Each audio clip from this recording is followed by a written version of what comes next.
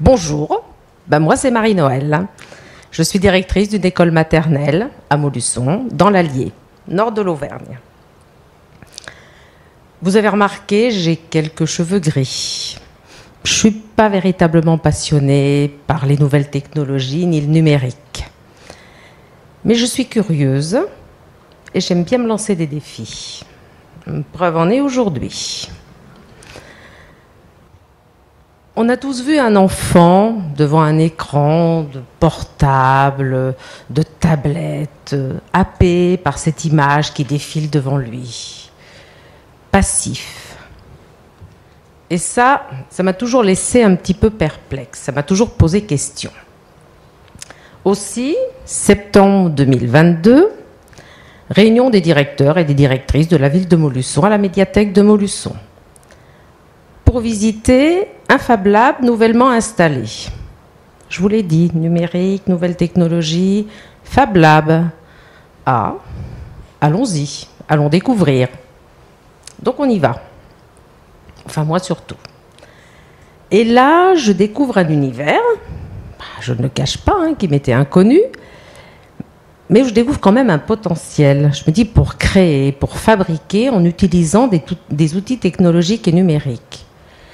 Et je me dis, si on pouvait l'adapter à notre école, ça, ce serait super. Retour à l'école.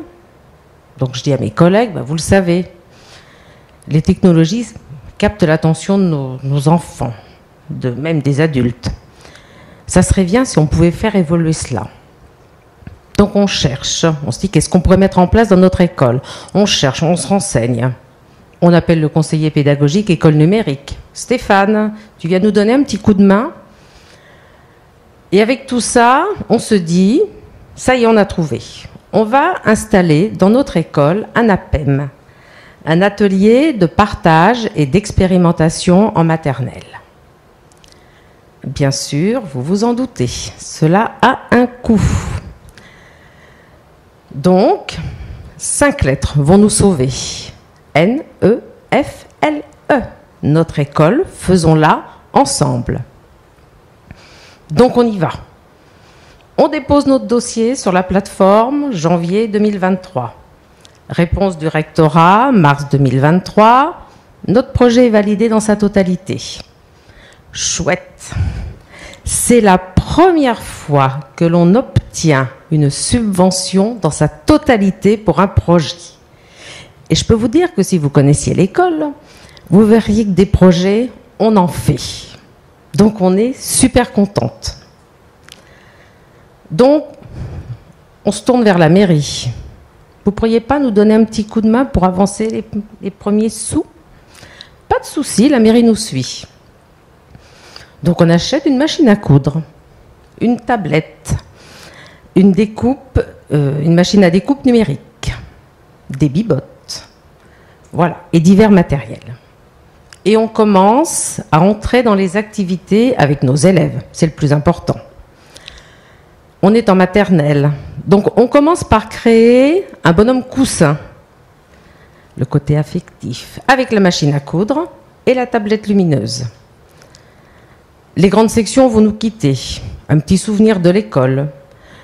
On décore, ils personnalisent leur gourde avec leur prénom, un logo, à l'aide de la machine à découpe numérique et de l'ordinateur. On a nos bibottes. Ah, ça, c'est super.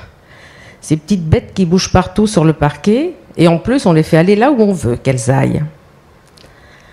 Voilà. Donc, les enfants, ils découvrent. Ils sont partie prenante des projets. Ils s'intéressent, ils se posent des questions, ils résolvent des problèmes. Nous, les maîtresses, on est super contentes. Parce qu'on se dit que les enfants, ils coopèrent, ils font ensemble, ils collaborent. Et ça, c'est important. Voilà. On est au début de notre projet. On a déjà un retour positif des parents. Donc on se dit qu'on va continuer. Tout le monde y trouve son compte. Les enfants, parce qu'ils sont acteurs. Les outils de notre APEM sont là pour les aider à agir, à réfléchir. Et on trouve que c'est très important dès la maternelle. Je vous remercie de votre attention. Merci beaucoup.